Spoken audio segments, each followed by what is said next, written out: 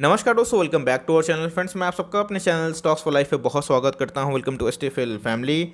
DFL numbers बात की जाए, एचसीएल टेक के नंबर्स आ चुके हैं। नंबर्स कैसे रहे, पॉजिटिव नेगेटिव अनबायस्ड होकर दोस्तों डिस्कस करूंगा। खासकर कुछ डिविडेंड का अनाउंसमेंट हुआ है और खासकर स्पेशल डिविडेंड भी इन्होंने अनाउंस कर दिया है। तो क्या है पूरी खबर, क्या है पूरा न्यूज़ और हमें करना क्या है, बाई सेल और होल्ड। और आपको दोस्तों इस वीडियो में बहुत कुछ सीखने को मिलेगा। कुछ हिडन कैच हैं, बिकॉज प्रॉफिट को लेकर डिक्लाइन की न्यूज़ हमें देखने को मिल रही है, तो उसमें कितना सच्चाई है और करना क्या है आपको अनबायस्ड होकर बताऊंगा। चैनल फर्स्ट टाइम होंगे सब्सक्राइब कर सकते हैं इस तरह क्वालिटी कंटेंट को सबसे पहले एक्सेस करने के लिए। Now without dealing any for time let's begin. तो गाइस, इन्होंने बीएसई को और एनएससी को अपना भाई फाइलिंग कर दिया है। अगर आप देखें तो इधर पे क्लियर कर दोस्तों दो डिविडेंड की न्यूज़ हमें देखने को मिल रही है। सबसे पहले 6 रुपये का जो इंटरिम डिविडेंड है जो कंपनी जनरली देती है वो तो मिला ही मिला है, लेकिन साथ में अगर आप देखें तो स्पेशल का वर्ड यूज़ किया गया है। स्पेशल इंटरिम डिविडेंड जो कि 10 के लगभग दिखाई पड़ रहा है, जो अपने आप में ही 6 + 10 हमें 16 दिखाई पड़ते हैं। मतलब अगर आप देखें तो 16 का 200 डिविडेंड आपको मिल चुका है, तो अपने आप में ही बहुत ही अच्छी न्यूज़ है। बिकॉज 16 का डिविडेंड कम नहीं होता। अगर शेयर प्राइस की बात की जाए 900 साढ़े 900 के लगभग दिखाई पड़ता है।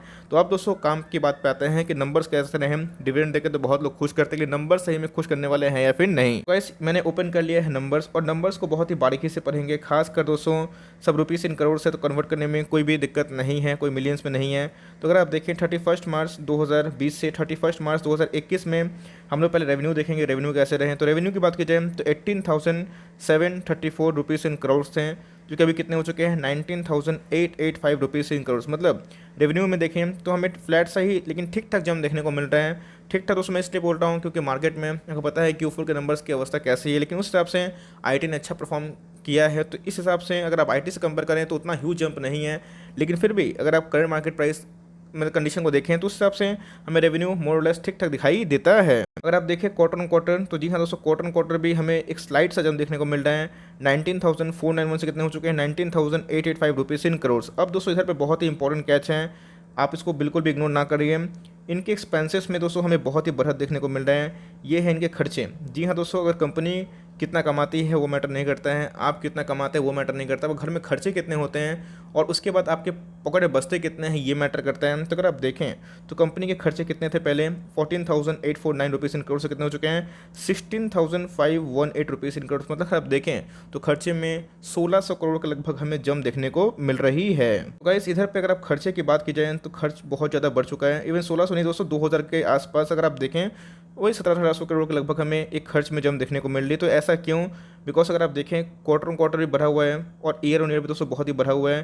तो इस ऐसा दोस्तों इसलिए हुआ है क्योंकि अगर आप देखें तो एम्प्लॉय बेनिफिट कॉस्ट आपको क्लियर कर दिखाई पड़ रहा होगा। पहले दोस्तों 9,083 करोड़ था, अभी कितना हो चुका है 10,871 रुपीज़ इन करोड़। मतलब अगर आप देखें तो काफ़ी दोस्तों ज़्यादा हमें एम्प्लॉयज़ के खर्चे बढ़ते हुए दिखाई पड़ रहे हैं। और ऐसा क्यों?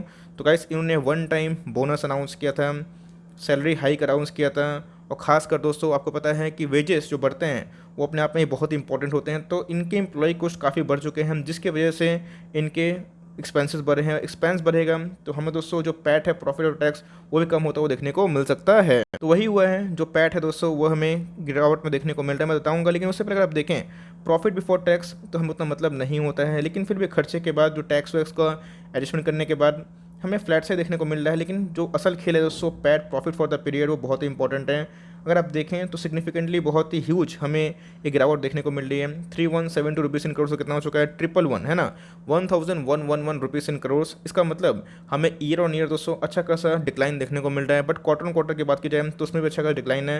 लेकिन मैंने क्या बताया कि रेवेन्यू अप थे लेकिन इनके खर्चे बढ़ चुके थे, जिसकी वजह से मार्केट में पहले से अनुमान था कि इनके प्रॉफिट कम होंगे और वही हमें देखने को मिला। इसीलिए गाइस अगर आप देखें तो इनके ईपीएस भी फर्दर फॉल हो चुके हैं, जो पहले कितने थे 11 के लगभग, अभी कितने हो चुके हैं 4 के लगभग। मतलब इनके ईपीएस में भी गिरावट है। तो कंपनी के प्रॉफिट की बात की जाए तो जी हाँ दोस्तों काफ़ी सॉलिड गिरावट देखने को मिल रही है। बट इसी बीच में अगर आप देखें तो कंपनी का रेवेन्यू ठीक ठाक है, बट कंपनी के खर्चे की वजह से कंपनी के जो पैट में चेंजेस दिखाई देती है। तो क्या मार्केट को इसका अनुमान नहीं था? ऑफकोर्स दोस्तों मार्केट को इसका अनुमान था। अगर आप देखें तो clear cut HCL technology Q4 preview EBITDA margin में take a hit on wages hike one time bonus. जी हाँ दोस्तों जो खर्चे बढ़े हैं कंपनी के इवन आपने देखा कि एसेंचर में भी वही देखने को मिला था, वन टाइम बोनस, जो कि बाहरी कंपनी है, उन्होंने अनाउंसमेंट किया था, सैलरी काफ़ी हाइक हो चुके थे, जिसकी वजह से उनके पैट में कमी आना एकदम लाजमी सी बात है। तो मार्केट को तो इसका अनुमान पहले से ही था, तो ऐसा नहीं कि मार्केट इसको लेके अनएक्सपेक्टेड कुछ था, मार्केट को पहले से ही लग रहा था कि कुछ ना कुछ हमें डिक्लाइन देखने को मिलेंगे, लेकिन डिक्लाइन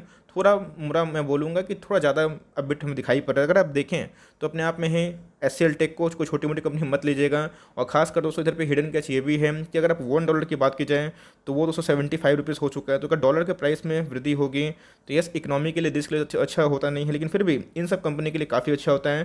तो इस फ्रंट में दोस्तों कंपनी का may be in future progress हो पाए। तो ओके, तो करना क्या है, बाई, होल्ड या फिर सेल, क्या कंडीशन इमर्ज हो रही है। और सबसे इंपॉर्टेंट चीज़ दोस्तों, अगर आप देखें तो 1 साल पहले की मैं बात बोल रहा हूँ, जब कोरोना क्रैश आया था, ये स्टॉक 450 के लगभग आ चुका था। उसके बाद इसने एक नया हाई लगाया था। आपको मैंने बताया भी कि बहुत सारे ब्रोकर्स के वेरियस टारगेट हैं।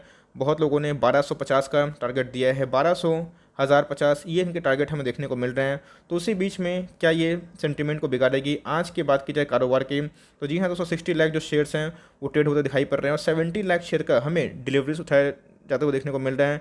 अगर आप देखें परसेंटेज में 28% देखने को मिल रहा है, जो बहुत ख़राब भी नहीं है, लेकिन बहुत ही हाई देखने को भी नहीं मिल रहा है। अगर आप देखें 153 का माइनर सा बाई ऑर्डर देखने को मिल रहा है, तो अपने आप में ही कंपनी के शेयर प्राइस में रिजल्ट के पहले उतनी ज़्यादा हमें रौनक देखने को नहीं मिल रही थी। अक्सर ये होता है कि रिजल्ट आते हैं तो कंपनी को के जो शेयर प्राइस है उसमें तेज़ी आती है, मार्केट को अनुमान होता है, बट उस हिसाब से हमें पिछले 3 दिनों से फ्लैट देखने को मिल रहा था। तो क्या मार्केट को पहले से ही अनुमान था या फिर किसी ने इन्फॉर्मेशन लीक कर दी, मैं उस पर कमेंट तो नहीं दूंगा, बट फिर भी अगर आप देखें तो रिजल्ट मोरलेस उतने शानदार नहीं हैं जितने होने चाहिए थे। टू बी वेरी ऑनेस्ट, मैं बाय स्टेटमेंट नहीं दूंगा, बट हाँ, रिजल्ट उतने ख़राब भी नहीं है और मार्केट को उसको पहले समझा जाता है।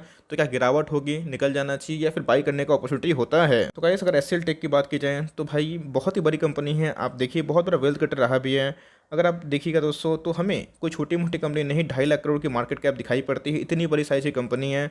956 के लगभग इनके शेयर प्राइस देखने को मिलते हैं। ऑल टाइम हाई के लगभग ही ट्रेड होता हुआ दिखाई भी पड़ रहा है।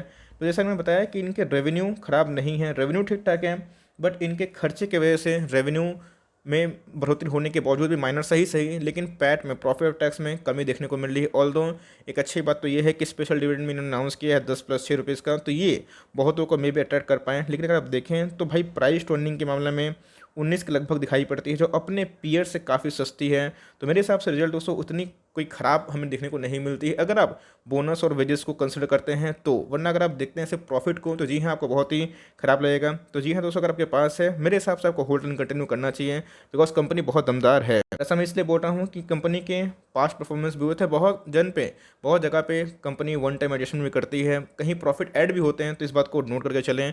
तो एचसीएल टेक की बात की जाए तो बहुत ही शानदार कंपनी है, तो लॉस में निकलने का सवाल होता नहीं है, और होल्ड एंड कंटिन्यू यही मेरी सलाह होगी। अगर अच्छा प्रॉफिट में बैठे हुए आपको लगता है कि इस रिजल्ट की वजह से गिरावट होगी, तो अपना एसएल ले काम कर सकते हैं। लेकिन गिरावट होती है तो जी हाँ दोस्तों, इधर पे एक ओपनेशन का मौका होता है। Let's see, market is supreme, because dividend announcement भी काफ़ी पॉजिटिव है। हमें मार्केट में कैसा अनुमान देखने को मिलता है मंडे को ही समझ में आएगा, बट मेरे हिसाब से गिरता है, गिरावट होती है, तो एक लॉन्ग टर्म मीन्स अपॉर्चुनिटी बनती है, आप इसको होल्ड एंड कंटिन्यू कर सकते हैं। ये छोटी सी कमेंट्री थी, आपको नंबर्स कैसे लगे कमेंट बॉक्स में जरूर ड्रॉप करें। I would love to know कि आपका क्या व्यू है। आई होप इस वीडियो आपके लिए हेल्पफुल है। कंटेंट से लगा तो लाइक कर दिएगा, चैनल फर्स्ट टाइम होंगे तो याद से सब्सक्राइब करना ना भूले। फर्दर कोई डाउट उसको ड्रॉप कर सकते हैं, और कुछ तो रिव्यू चीज़ का नाम ड्रॉप करना ना भूले। I would love to make a video on your demand. Guys, मिलते हैं जल्दी हैं, तब तक के लिए bye. Thanks for watching friends, God bless you all.